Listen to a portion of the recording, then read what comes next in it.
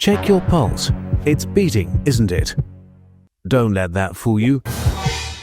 Biologically, you are alive. But psychologically, you are clinically dead. The lights are on, but nobody's home. Harvard psychologists found that humans spend 47% of their waking hours mind-wandering. That is nearly half your life spent ghosting your own existence. You are physically present, but your operating system is running a background simulation that has nothing to do with reality. In 2026, Christopher Nolan's The Odyssey hits IMAX screens. You'll think you're buying a ticket for the visual effects. You're wrong. This story hasn't survived 3,000 years because it's entertaining. From Star Wars to Marvel, every franchise you worship is just the Odyssey wearing a different skin suit. The fact that you need this story repeatedly reveals a glitch in your programming. Your modern life is so fundamentally broken that you have to hallucinate struggle just to feel alive. Today, we aren't reviewing a movie. We are performing an autopsy on your mind. What exactly is an epic? To understand it, we have to look at the original, Homer's The Odyssey. To your high school English teacher, The Odyssey is a poem about Odysseus trying to get home. It's a cultural artifact. To a neuroscientist, The Odyssey is not a book. It is a cognitive firmware update. To understand this, look at the hardware. Your brain is an energy hog, consuming 20% of your body's calories despite being only 2% of your weight. Evolution is stingy. It would not waste that much energy processing stories unless they served a critical life or death function. Your brain does not care about truth, it cares about utility and prediction. Evolution didn't design your brain to memorize Excel spreadsheets. It designed it to predict threats. This is a phenomenon scientists call narrative transport. Raw data, statistics, facts, lists is treated like spam and filtered out to save energy. But a story? That is a survival patch. Evolutionary psychologist Robin Dunbar found that 65% of all human conversation is storytelling. Why? Because information wrapped in a story is retained 22 times more effectively than facts alone. But this begs the question. If your brain is so obsessed with saving energy, why does it spend so many calories processing a lie? Here is the twist. The brain doesn't know the difference between story and real life. When you are deeply engrossed in a narrative, your logic and skepticism shut down. You lower your firewall. When Homer sang about monsters, he wasn't trying to entertain the tribe. He was uploading an algorithm. Here is how you survive when you are small, weak, and alone. The 2026 movie isn't a reboot. It is a server reset for a generation that has forgotten how to survive anything more dangerous than a slow Wi-Fi connection. We are soft, we are safe, and our brains are panicking because they have no dragons to fight, so we pay $20 to hallucinate one. Why does it feel so good? Why is a 3-hour epic about suffering and loss more satisfying than a 15-second dopamine hit on TikTok? You know the formula. The hero's journey. Departure, initiation, return. It is the same exact script used for The Matrix, Harry Potter, and even your own obsession with main character energy. Physically, this structure is a drug. It hacks a simple rule in your brain: pleasure doesn't work without pain. When Odysseus faces the Cyclops, your brain doesn't know it's fake. It panics. It pumps you full of cortisol pure stress. The movie is hurting you on purpose. It stretches your nerves tight like a rubber band. Why? Because the tighter the tension, the sweeter the release. The moment Odysseus wins, snap. The rubber band breaks. You get a massive hit of dopamine. You aren't just watching a hero win. You are chemically addicted to the relief of surviving.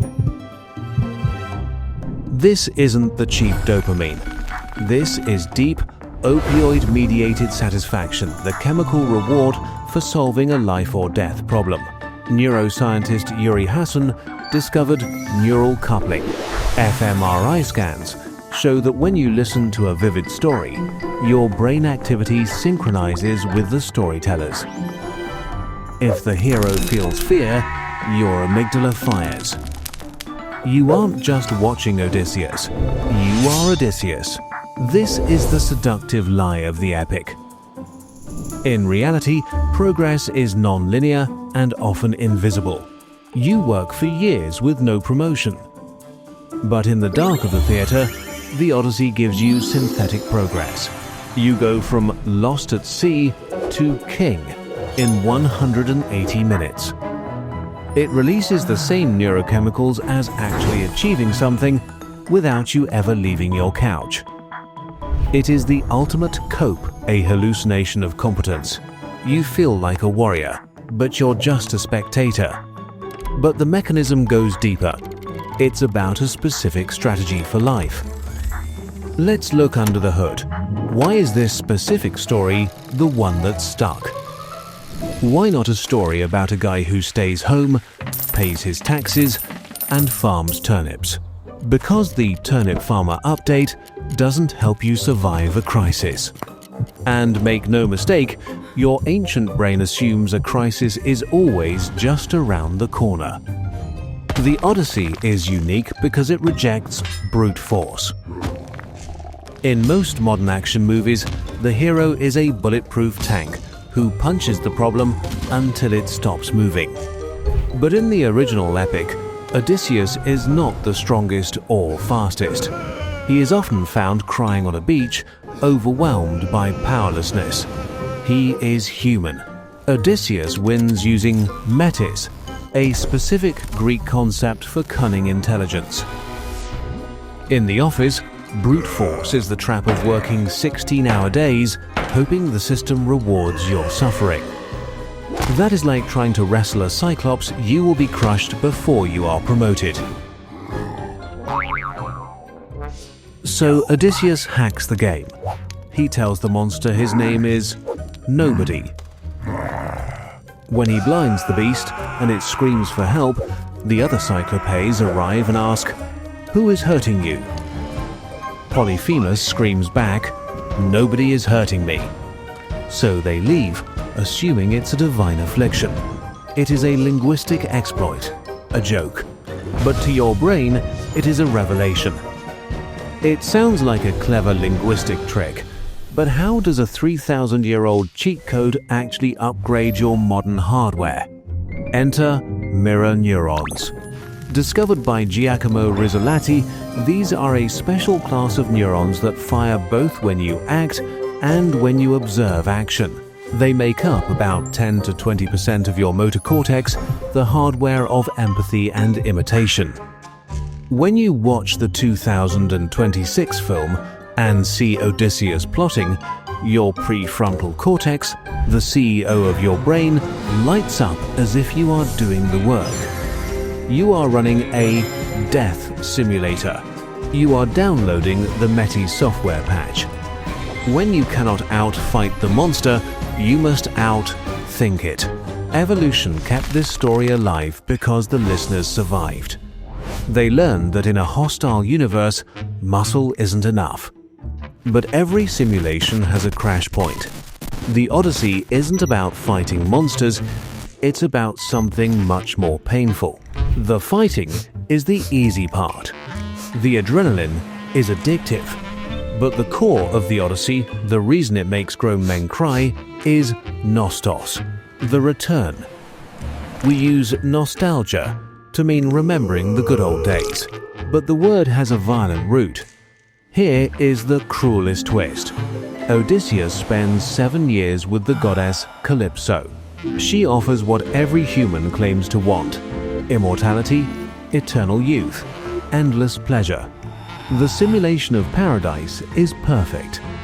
And yet, he sits on the beach every day and weeps. He refuses the upgrade. He chooses to return to a rocky, poverty-stricken island, a wife who has aged 20 years, and an inevitable human death. Why? This makes no sense to the logical brain, but it makes perfect sense to the social brain. We are currently living through a loneliness epidemic. A sickness study found that 61% of adults report feeling lonely. Among Gen Z, that number spikes to nearly 73%.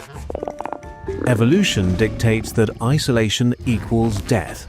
For a primate, being alone meant being eaten. Your brain interprets social rejection as physical pain. When Odysseus rejects immortality for home, he is prioritizing social connection over biological survival. He is validating the darkest code in your DNA: I need to belong, even if it kills me. The climax of the film hits you hard, not because of the fight, but because the anxiety loop is finally closed. Your cortisol drops. Oxytocin, the bonding hormone, spikes. For a brief moment, the glitch in your brain is fixed. The simulation resolves. You feel safe. You feel you have returned to a place that doesn't actually exist for you in the real world. But then, the credits roll. The lights come up. You see the popcorn on the floor. You check your phone and see 4 unread work emails. The crushing weight of reality returns. The screen goes black. The simulation ends.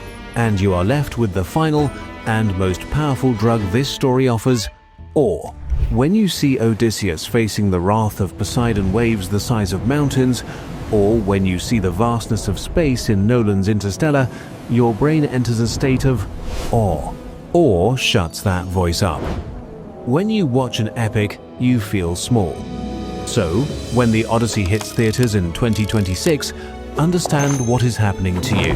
You are physically present, but your operating system is running a background simulation that has nothing to do with reality.